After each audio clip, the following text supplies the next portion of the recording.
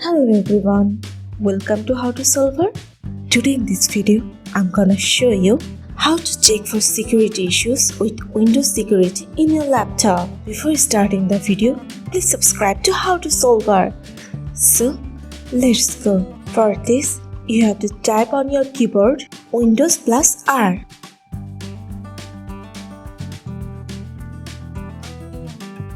Here you have to write for NetBeowulf and press on enter or OK. Here you'll find your all users name. If you find any unknown users name, you have to check for it. That's it.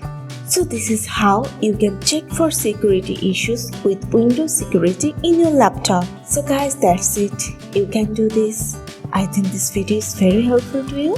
If it was, then give a thumbs up and hit the subscribe button. And thanks for watching.